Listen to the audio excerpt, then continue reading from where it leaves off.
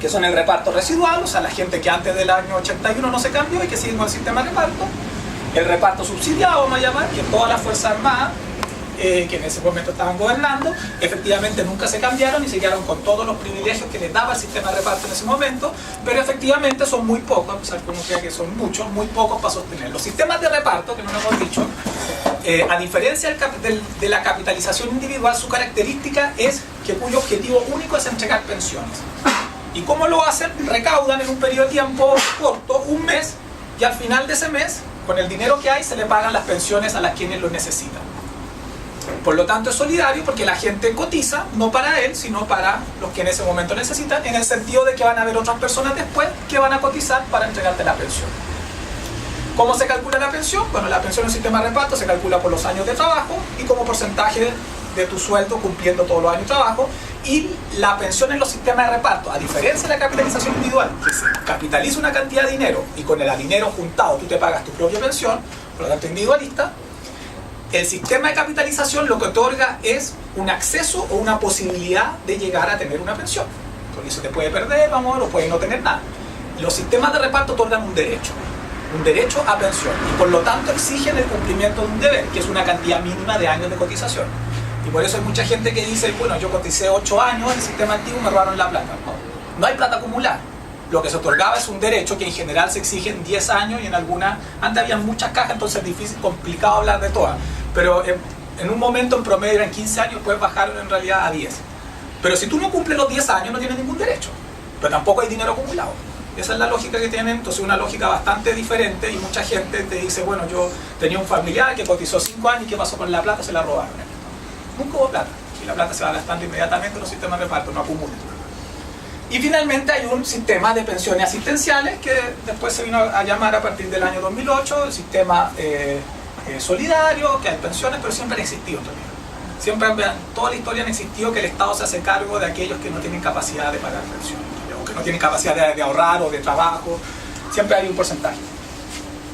Si uno no quiere llevar esto a números, este primer grupo superó en junio de este año el 1.000.000 de personas, debe estar 1.000.000, algo un poquito más. Y este está alrededor de 1.350.000. Entonces es el primer dato, o sea, el Estado ya se hace cargo como un 60% del total de los con derecho a jubilarse, o los que están en edad de jubilación. Este que es un 40% de la torta, bueno, este que es el 60% de la torta, evidentemente lo asume casi completamente el Estado, el financiamiento. Y este que es el 40% de la torta, el Estado está asumiendo históricamente desde que se formó el año 82, el sistema de pensiones, el primer año, hasta el 2012, ha asumido más del 60% del valor. Por lo tanto, este es un sistema bien peculiar, porque es un sistema de previsional privado en el cual el Estado, en términos financieros, se está haciendo cargo con más del 80% del valor total que hay que pagar en pensión. Un poco menos del 80%, en realidad, está cercano. Y de ese 80% hay un 12% más o menos que nosotros le transferimos ya el dinero y que son las compañías de seguro que los tienen, por lo tanto está asumiendo una obligación que se les pagó por adelantado. Y solamente alrededor de un 8 o 9% caen en manos de la AFP. Pero la AFP, por ese trabajo de hacerse cargo de un 8 o 9, recaudan el 100%. Eso es más o menos. Por lo tanto, estas tienen el derecho a recaudar el 100% y finalmente el Estado se está haciendo cargo de la gran mayoría. En platas. Este se basa en un estudio que se hizo, que lo terminamos en septiembre de este año y que los datos son hasta diciembre del 2012. En general hay datos de año y datos acumulados desde el 82, de que se inició, o sea, el primer año se inició el 81, el primer año del corte del 82, hasta el último año, bueno, se hizo hasta el año 2012, ahora ya estamos un año nuevo, hay que volver a rehacerlo. Los sistemas de reparto se basan en un hecho bastante simple, que es cuánto dinero me entra y cuánto dinero yo pago. Por lo tanto, cuando señala que no hay capacidad de implantar un sistema de reparto por el tema del envejecimiento, lo podemos ver después un poco, la verdad lo que hay que calcular es cuánto dinero entró el 2012 y cuánto se pagó el 2012. Si esa cifra da azul, podría haber un sistema de reparto durante el año 2012. Si esa cifra da roja, evidentemente no podría haber. La excusa de que el dinero no alcanza fue la misma que se dio en el 81, que dijeron en 8 años más el envejecimiento de la población, hacen predicciones de curva, va a ser tal que no va a alcanzar.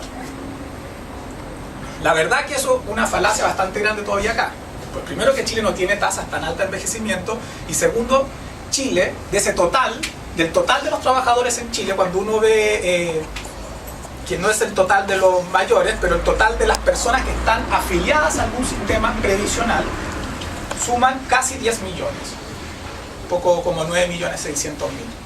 Y el total de los que están cotizando hoy día en AFP son 4.800.000. Por lo tanto, la tendencia de un país desarrollado sería que de esos 4.800.000 y del potencial, que son casi 10 millones, se vayan incorporando al sistema previsional. Todo ese es el trabajo precarizado, personas que trabajan con boleto honorario, personas que trabajan sin ningún tipo de contrato, etcétera, etcétera, etcétera. O toda esta visión que hay hoy día del emprendedor, que finalmente es un trabajador, con la idea de que es un pequeño microempresario, pero finalmente son trabajadores nomás, y que se incorporan ahí también. Y por lo tanto, lo que sucede, la tendencia a todos los países en vías de desarrollo al desarrollo, es que este grupo se va formalizando y van haciendo sus cotizaciones, por lo tanto las tasas de aumentar las cotizaciones son más que las tasas de envejecimiento. Ahí uno puede compararla, pero las tasas de envejecimiento están en torno al 3 y tanto por ciento, y las tasas de incorporación a los sistemas formalizados un poco más del 6. Entonces ahí se va produciendo un tema que no es importante. Si uno ve el año 2012, uno ve que los sistemas privados de previsionales recaudaron 4,36 millones de millones en cotizaciones. El fisco les transfirió 1,3 millones de millones. ¿Cómo transfiere el fisco? Bueno, transfiere a través de los bonos de reconocimiento, que fue el mecanismo usado para generar este sistema, porque habían trabajadores que en el año 81 tenían 40 años, 30 años, otros tenían 50 años, y como esto se basa en la acumulación y en la capitalización, efectivamente un trabajador que tenía 25 años iba a alcanzar, pero uno que tenía 60 años iba a tener 5 años nomás y no lo iba a hacer. Entonces se dijo, vamos a hacer una equivalencia para atrás, como que calculando todos los años trabajados. Y se hizo esta equivalencia. ¿Quién tuvo que asumir este costo? El Estado. ¿Quién obtuvo los beneficios? Las AFP en realidad. O sea, nunca asumió el costo de la AFP, la asumió todo el Estado. La plata que entró ahí es tanta que ha permitido pagar casi todo. Y después se ha ido incorporando sistemas como el aporte previsional solidario, que se incorpora a partir del 2008, porque efectivamente la cantidad de bonos ha ido bajando, entonces han incorporado nuevas formas o mecanismos de subsidios estatales, el aporte previsional solidario, el bono por hijo nacido vivo, los subsidios a trabajador joven, y así hay una serie de mecanismos que permiten hacer transferencias desde el Estado hacia las AFP. Porque en todos estos casos, como el bono por hijo, si uno bien puede argumentar que es positivo, finalmente para poder obtener el bono por hijo tú tienes que abrir una cuenta de AFP. Y finalmente la mujer lo ve traducido a través de que la AFP le va a entregar una mayor pensión cuando el dinero viene del Estado.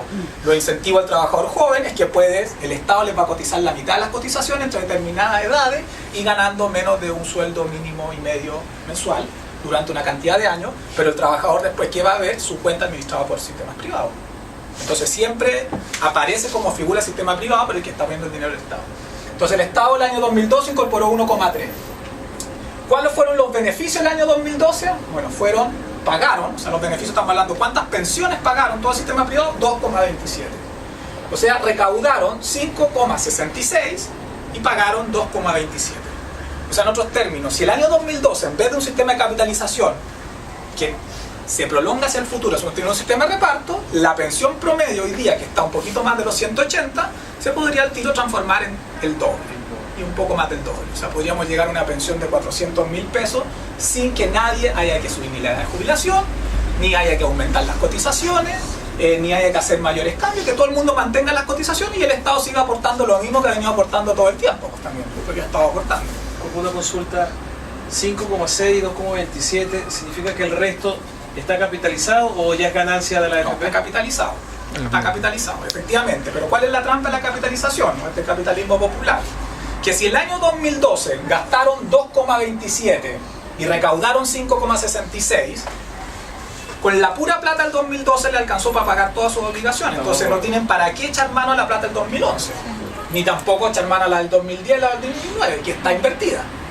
Por lo tanto, el 2013 van a tener la misma, no van a echar mano al excedente. ¿Y dónde está el excedente? Bueno, está en todo el desarrollo de los MOL, están los grupos de COPEC, de todos los grupos de Endesa, todas las termoeléctricas, todo este desarrollo, un montón, están los principales grupos económicos de Trater, porque no sé si hay una parte donde aparecen los principales, están los principales bancos. Pero si bien ahí está tu plata, el único beneficio que tú le puedes sacar es que te entregue una pensión.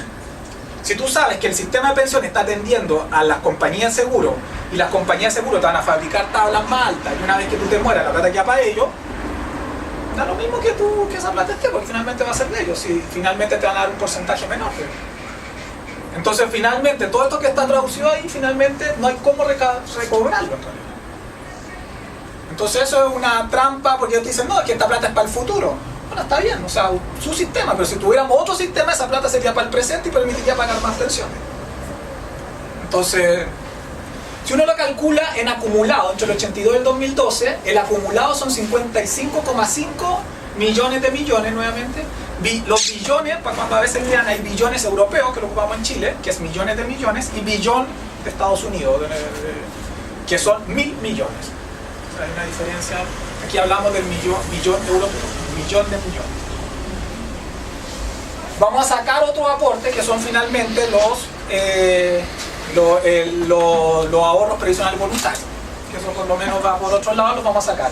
Si solamente topamos lo obligatorio, tenemos 55,5, el fisco ha aportado 17,2, en total, desde que se creó el sistema se han acumulado 75,2 millones de millones. No estamos hablando con rentabilidad ni ganancia, lo que se ha cotizado. ¿Y cuánto han pagado en ese mismo periodo? 23,3.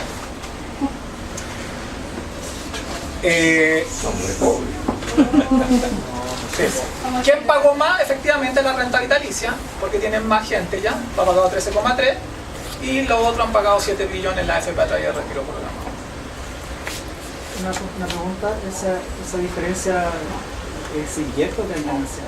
¿Cómo? Esa diferencia que queda de... Bueno, en general, en promedio, si uno lo llevara a 100, un poco más del 33% es ganancia para la AFP. Hay como un 33% que efectivamente lo pagan en pensiones y hay un 33% que se invierte indefinidamente pero nunca se va a traducir porque las pensiones se alcanzan a pagar con el 33% que necesitan. Más o menos, no está exacta, pero es más o menos un tercio y un tercio. Así queda finalmente tu cotización. Si tú pagas 100 pesos de cotizaciones, un tercio se lo van a llevar la AFP en pura ganancia, un tercio lo van a invertir indefinidamente en el tiempo. Todo lo invierten, si uno quisiera decirlo, pero lo van a invertir tan indefinidamente que nunca va a llegar a un beneficio tuyo, porque la única forma de tener un beneficio no es a través de la rentabilidad. Eso es un tema que nos han metido. La única forma de tener beneficio es a través de la pensión. Se la den. Claro, si la única forma que tú obtengas algún resultado del sistema de AFP es que te den una pensión, no es la rentabilidad. Tú puedes acumular mucha rentabilidad, pero si no te la dan nada a ti, si tú te mueres antes y la plata está en una compañía de seguro y tú cumpliste 65 y te atropellan el día siguiente y firmaste renta vitalicia y no dejaste beneficiario, la verdad que no, esa plata quedó totalmente para la compañía de seguro. Por más que tú acumulaste 120 millones lo que hay. Entonces, la única forma de obtener, hay que tener ojo, porque cuando uno le habla con personas de derecho o hasta de la concertación también que comienzan, te dicen, bueno, pero las cifras de rentabilidad han sido altas. Y uno dice, bueno, sí, han sido altas, pero veamos cuánto es el monto de las pensiones. Si la gente no vive de rentabilidad, vive de pensión. Bueno, entre el año, tu pregunta, el 82 y el 2012, nuestro cálculo es que se han embolsado 19,7 millones de millones por diferentes mecanismos que hay, pues los vamos a ver algunos, que equivale al 35%. O sea, más de 1 de cada 3 pesos que cotizo de manera obligatoria se va a las manos de las mismas empresas, sean estas AFP o compañías de seguro. Entonces, estamos hablando del sistema privado en su globalidad, no podría separarlo. ¿Cómo se la llevan? Bueno, hay comisiones de administración, que es la primera. No sé si alguien sabe cuánto le cobran. ¿Quién está acá en AFP? Los que tengan trabajo. ¿Saben cuánto le cobran de comisión? ¿Cuánto le cobra comisión?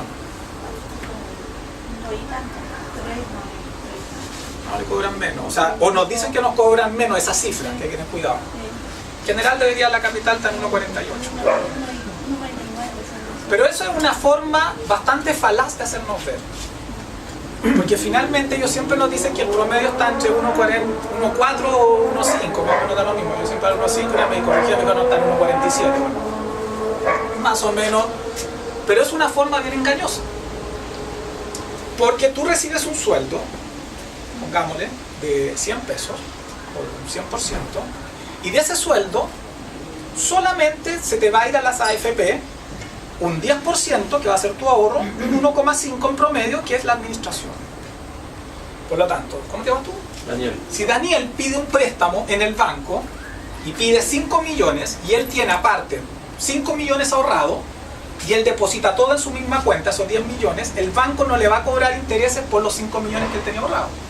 Solamente le va a cobrar interés por los 5 millones que le dio al banco. Porque siempre en los sistemas financieros el cálculo se hace sobre el dinero administrado o sobre el dinero prestado, no sobre el dinero prestado. Cuando yo tengo un sueldo de 100 pesos y las AFP solamente tienen acceso a un 11,5 de él, el cálculo que habría que hacer es que me están cobrando un 1,5 de 11,5 como cobro de administración. Porque el resto del sueldo yo lo ocupo para pagar arriendo, para pagarle a mi hijo, para alimentación, o sea, las AFP no tienen nada que ver en el resto del dinero. Entonces, ¿por qué van a calcular una tasa de interés sobre un dinero que no tiene nada que ver con ellos? Si el dinero que ellos me administran es un 11,5 y de los cuales cobran un 1,5 para ellos, de ese 11,5 y un 10. Y si uno eso lo lleva, ese 11,5 lo lleva a una escala de 100%, uno se da cuenta que te están cobrando como un 15%. No te están cobrando un 1,5. Te están cobrando como un 14, casi un poquito menos de un 14, depende de la AFP. Ahí ya se llevaron una tajada grande en realidad por un tema simplemente de uso del lenguaje. Porque la verdad todos sabemos que nos están cobrando un 1,5 de un 11,5, nadie es una gran sorpresa. Y hay una que hasta, bueno, ahora se cambió porque ganaron la última licitación, pero para militar cobraron 2,36 de 22,36, eso ya es casi un 24%. Entonces efectivamente entonces el uso del lenguaje también te lleva a interpretar. La mayoría de la gente dice es insignificante, si me cobran 1,5, pero es de tu sueldo. Entonces eso es la primera, cómo se llevan una tarjeta. La segunda que ocurrió durante la que hemos hablado es las primas de renta vitalicia o cuánto pagan en renta vitalicia y cuánto es lo que reciben y cuánto va quedando la diferencia porque se van muriendo mucha gente que nunca van a tener que pagar. Y ahí se lleva otra buena tajada. Y que ya se acabó porque se cambió, pero fue la diferencia entre primas pagadas de seguro de invalidez y sobrevivencia y efectivamente los seguros pagados, que también había una diferencia extremadamente alta. Con la reforma del 2008, esa última pasó a manos del empleador, tener que pagar ese seguro. Y de un día para otro, de estarnos cobrando durante casi 20 años 2.36, o más de 2.36, pasó a reducir a 1.5, 1.4 hasta ahora. O sea, cuando se hicieron cargo los empleadores, calcularon bien. Y antes nos cobraban casi el doble. Y que bueno, uno dice un poquito, pero es muchísimo dinero finalmente. Solamente entre las diferencias de renta vitalicia entre el 82 y el 2008, cobraron 12,7 millones y pagaron 7,4. O sea, se quedan con 5,3 en ese periodo. O sea, se están quedando con cifras realmente no podría ser. Bueno, vamos a ir más rápido. No cumple con el principal objetivo, que es dar pensiones. Actualmente, este es un dato que lo tomé del último informe, de acuerdo a la cifra de la CEPAL, de un informe que salió el 6 de diciembre del año que recién pasó en la CEPAL, y que ellos señalan que el monto promedio de las jubilaciones en Chile llega a $300, en ese momento era 155.000 pesos, y 200 para las mujeres, 105.000. Y hicieron un ranking con todos los países latinoamericanos sobre las pensiones, la CEPAL. Y resultó que el país que otorga las mejores pensiones es Argentina. Cuando aquí lo hemos apoyado, que no entrega nada, que está quebrado, es el país que entrega las mejores pensiones, Argentina. Y después siguen Uruguay, Brasil, Costa Rica, Panamá, Ecuador, México, Colombia. Chile está por debajo. O sea, Chile, si uno saca de acá, ¿a quién le está ganando Chile en pensiones? Bueno, a Perú, que tiene el mismo sistema que nosotros casi, y a países mucho más pobres, como Bolivia, efectivamente, y a todos los países del Caribe y de Centroamérica, que no hay mucha competencia. Que todo el resto de los países tienen pensiones más altas. O sea, este sistema que nos han hecho creer que nos va bien en relación a nuestros pares, porque uno dice no, que en torno a Europa tienen otra realidad. Bueno, veamos en torno a nuestros pares. De acuerdo a la CEPAL, estamos de los más bajos de acuerdo a nuestros pares. Bueno, esto ya lo dijimos, el número afiliado en este momento, que era noviembre de 2012, eran 9,5 millones, cotizantes 4.900.000. Este es el promedio del sueldo de los que están cotizando, o sea, de estos 4,5 millones, no de todos los trabajadores. O sea, estos 4.900.000, que efectivamente son los trabajadores que tienen trabajos más formalizados, que son los mejores. Y que en general te dicen que el hombre es 626 y en mujeres 526. Aquí está la discriminación de género, que en general el hombre gana 100 lucas más que la mujer en todo. Y esta es la cantidad de dinero acumulado, que es una cifra que en general nosotros en las soluciones que damos no las tocamos. Porque nosotros estamos diciendo que porque aquí tú puedes diferenciar entre flujos, que son los que entran año a año, que dijimos que eran 5,66 del 2012, y el flujo de salida, que son las pensiones, que son 2,36, y la cantidad acumulada. Bueno, la cantidad acumulada son 165 mil millones de dólares, casi 63% del PIB chileno.